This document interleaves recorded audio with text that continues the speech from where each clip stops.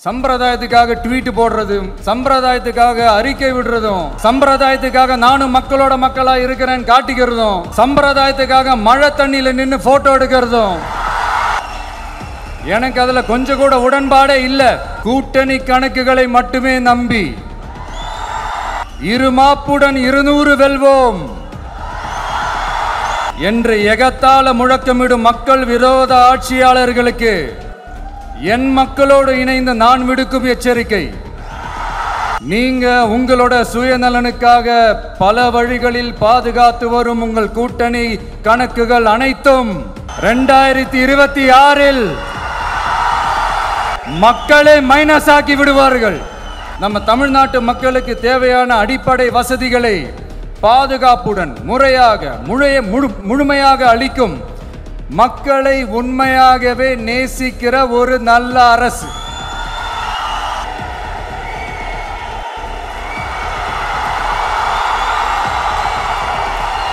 விடுதலை சிறுத்தைகள் தலைவர் திரு தோல் திருமாவளவன் அவர்கள், அவங்களால இன்னைக்கு வர முடியாம போச்சு. அம்பேத்கர் அவர்களுடைய புத்தக வெளியீட்டு விழாவிற்கு கூட அவரால் கலந்துக்க முடியாத அளவிற்கு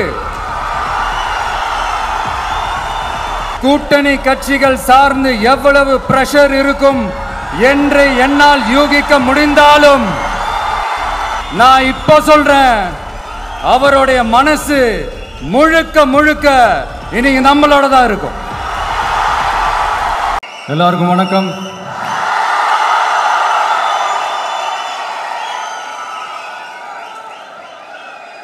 அண்ணல் அம்பேத்கர் அவர்களுடைய இந்த நூல் வெளியீட்டு விழாவில் கலந்துக்கிறது, அதுவும் இந்த முக்கியமான நாளில் கலந்துக்கிறது எனக்கு கிடைச்ச மிகப்பெரிய ஒரு வரமாக நான் நினைக்கிறேன். விகடன் குழும நிறுவன தலைவர் திரு ஸ்ரீனிவாசன் அவர்கள், அண்ணல் அம்பேத்கர் அவர்களுடைய பேரன் திரு ஆனந்த் டெல்டும்டே அவர்கள், நீதியரசர் ஓய்வு பெற்ற நீதியரசர் திரு சந்துரு அவர்கள், திரு ஆதவ் அர்ஜுனா அவர்கள், என் நெஞ்சில் குடியிருக்கும்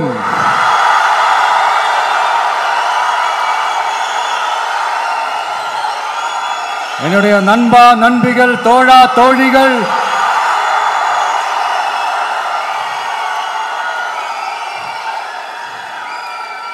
உங்க எல்லாரு கூடவும் இவங்க எல்லாரு கூடவும் இந்த ஸ்டேஜில் நானும் இருக்கிறது எனக்கு ரொம்ப பெருமையா இருக்கு.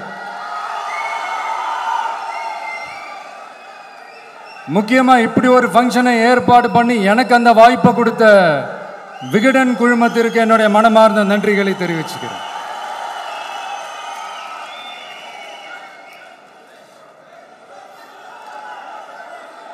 இன்னைக்கும் நிறைய பேர்கிட்ட உங்க ஃபேவரட்டான ஹாலிடே டெஸ்டினேஷன் எதுன்னு கேட்டீங்கன்னா நியூயார்க் சிட்டின்னு சொல்லுவாங்க. ஏன்னா அங்கே போய் ஒரு 2-3 நாள் தங்கிட்டு வர்றதே அது ஒரு பெரிய ஸ்டேட்டஸ் ஆகவும் ஒரு பெரிய அச்சீவ்மெண்ட் ஆகவும் நினைப்பாங்க. ஆனால் 100 வருஷத்துக்கு முன்னாடியே நியூயார்க்லாம் போய் அங்கே உலக புகழ் பெற்ற கொலம்பியா யூனிவர்சிட்டியிலலாம் போய் படித்து டாக்டர் பட்டம் வாங்கி சாதித்த ஒரு அசாத்திய மாணவர் ஒருத்தர் இருந்தார். அது கூட பெருசு இல்லை, அவர் எந்த சூழ்நிலையில் அங்கே போய் படித்து சாதிச்சாருன்றது தான் மிகப்பெரிய விஷயம். அன்னைக்கு அந்த மாணவரை, நீ இந்த சாதியில் பிறந்திருக்கிற, உனக்கெல்லாம் படிக்கிறதுக்கெல்லாம் தகுதி இல்லை, நீ எல்லாம் எதுக்கு ஸ்கூலுக்கு வர, அப்படி இப்படின்ட்டு அவர் வாழ்கிற சமூகமே அவரை தடுத்துச்சு. அதையும் மீறி அந்த மாணவர் பள்ளிக்கூடம் போனால் சக மாணவர்களுடன் சரிசமாக உட்கார்ந்து படிக்க அவருக்கு அனுமதி இல்லை. தாக எடுத்தா தண்ணி கூட குடிக்க முடியல. அப்படி அத்தனை சக்திகளும் அவருக்கு எதிராக இருந்தது. ஆனால் ஒரே ஒரு சக்தி மட்டும்தான், நீ படி, எத்தனை தடைகள் வந்தாலும் படி, தொடர்ந்து படி அப்படின்னு சொல்லிக்கிட்டே இருந்தது. அதுதான் அந்த மாணவருக்குள்ள இருந்த அந்த வைராக்கியம். அந்த சின்ன வயசுல அந்த மாணவருக்குள்ள எப்படி அப்படி ஒரு வைராக்கியம் வந்துச்சுன்னு நினைச்சு பார்க்கும்போது உண்மையிலே பிரமிப்பாக தான் இருந்துச்சு. அந்த வைராக்கியம் தான் அந்த மாணவரை பிற்காலத்தில் இந்த நாட்டோட ஒரு தலை சிறந்த இன்டெலெக்சுவலா டிரான்ஸ்ஃபார்ம் ஆகிறதுக்கும் காரணமா இருந்துச்சு. எனக்கு தெரிஞ்ச உலக வரலாற்றிலே இப்படி ஒரு டிரான்ஸ்ஃபர்மேஷனை யாரும் பார்த்துருக்க மாட்டாங்க. அந்த மாணவர் வேற யாரும் இல்லை, நம்மளுடைய அண்ணல் அம்பேத்கர் அவர்கள் தான்.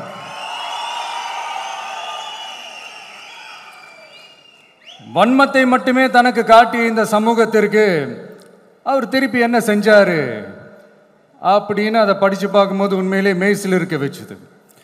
பிறப்பால் நாம் அனைவரும் சமம், நீ எந்த சாதியில் பிறந்திருந்தாலும் எந்த மதத்தை பின்பற்றினாலும் சட்டத்தின் முன் நாம் அனைவரும் சமம் அப்படிங்கிற ஒரு உயரிய கோட்பாட்டை உறுதி செய்யும் நம் நாட்டின் அரசியல் சாசன சட்டத்தை வழங்கி நம்ம நாட்டில் இருக்கிற எல்லாருக்குமே ஒரு பெருமை தேடி தந்தவர். இன்னைக்கு ரிலீஸ் பண்ற இந்த புக்கில்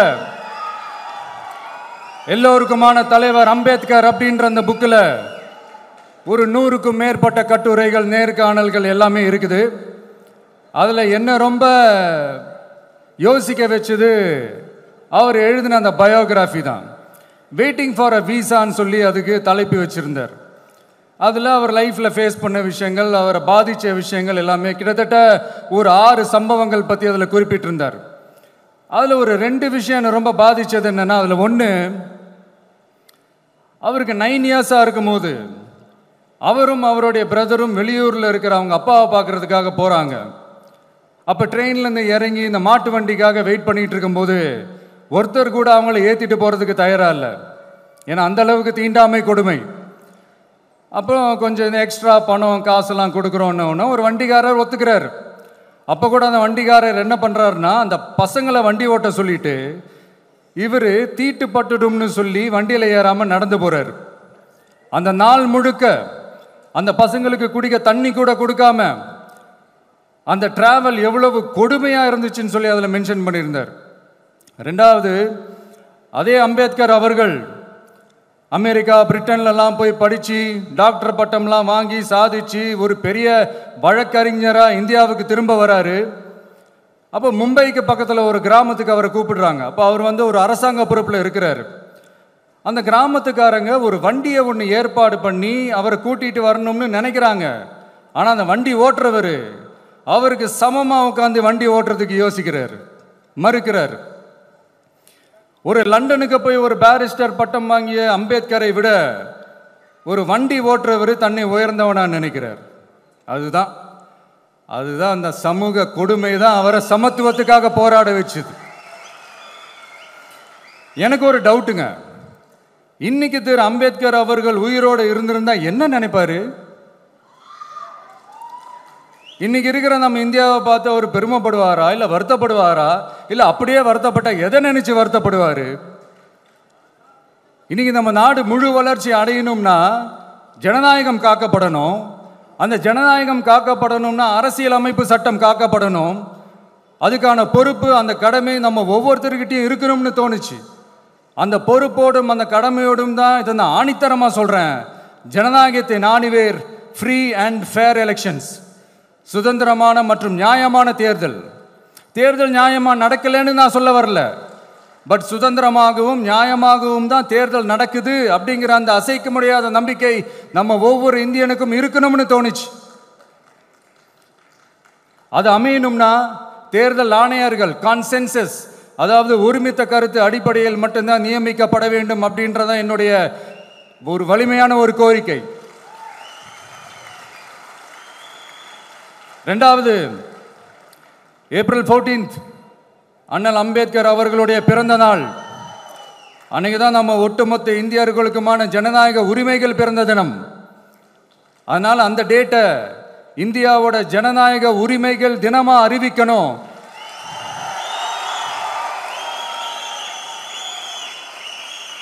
அப்படின்றத என்னுடைய இன்னொரு தாழ்மையான ஒரு வேண்டுகோள். அது இந்திய ஒன்றிய அரசிடம் நான் முன்வைக்கிறேன்.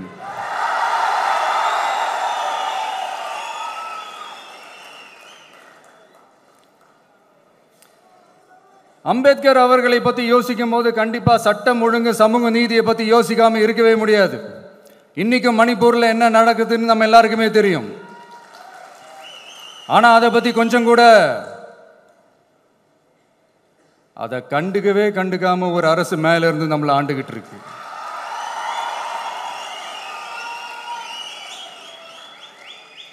சரி, அங்கே தான் அந்த அரசு அப்படி இருக்குன்னா இங்கே இருக்கிற அரசு எப்படி இருக்கு?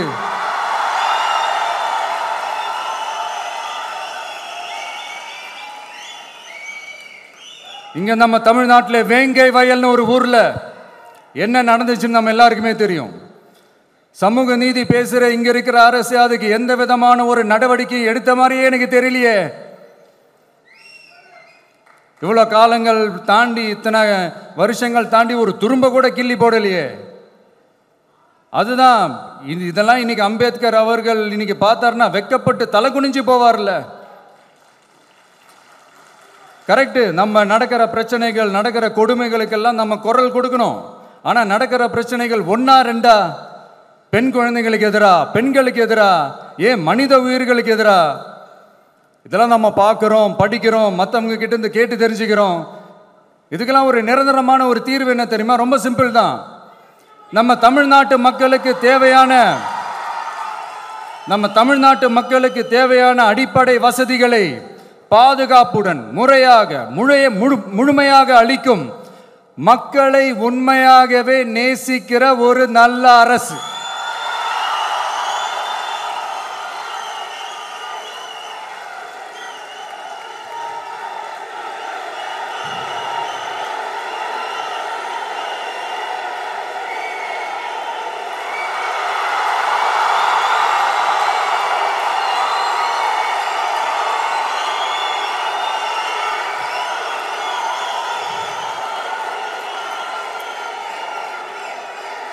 அதான் சொன்னேன், இது அமைஞ்சிட்டாலே போதும், அதான் ரொம்ப சிம்பிள்னு சொன்னேன். அதனால இங்க டெய்லி நடக்கிற பிரச்சனைகளுக்கு சம்பிரதாயத்துக்காக ட்வீட் போடுறதும், சம்பிரதாயத்துக்காக அறிக்கை விடுறதும், சம்பிரதாயத்துக்காக நானும் மக்களோட மக்களா இருக்கிறேன்னு காட்டிக்கிறதும், சம்பிரதாயத்துக்காக மழை தண்ணியில நின்று போட்டோ எடுக்கிறதும்,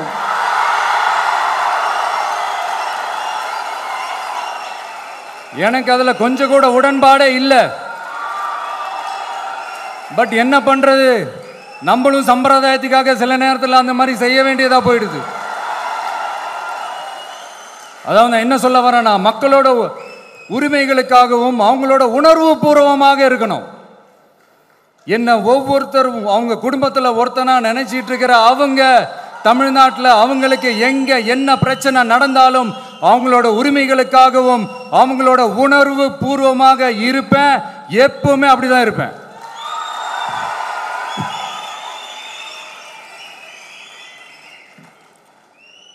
மக்கள் உணர்வுகளை மதிக்க தெரியாத,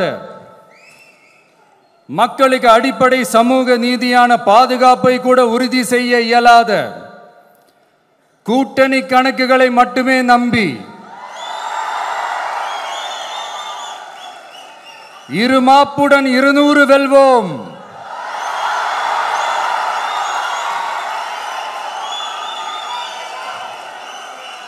என்று எகத்தால முழக்கமிடும் மக்கள் விரோத ஆட்சியாளர்களுக்கு என் மக்களோடு இணைந்து நான் விடுக்கும் எச்சரிக்கை,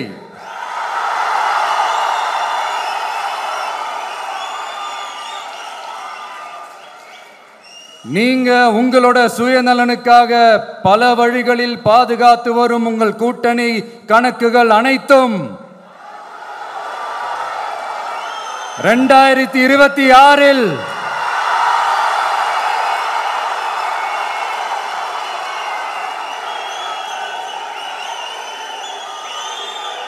மக்களே மைனஸ் ஆக்கி விடுவார்கள்.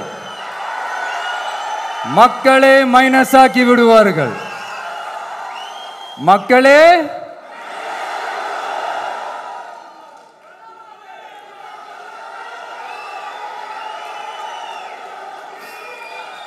எனக்கு இந்த வாய்ப்பு கொடுத்த விகடன் குழுமத்திற்கும் வந்திருக்கும் பெரியோர்களுக்கும் சான்றோர்களுக்கும் மீண்டும் என்னுடைய வணக்கங்கள், மீண்டும் என்னுடைய நன்றிகள். கடைசியா ஒரே ஒரு விஷயம், விடுதலை சிறுத்தைகள் தலைவர் திரு தொல் திருமாவளவன் அவர்கள்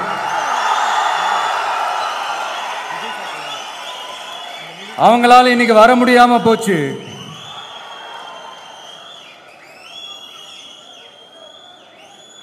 அம்பேத்கர் அவர்களுடைய புத்தக வெளியீட்டு விழாவிற்கு கூட அவரால் கலந்துக்க முடியாத அளவிற்கு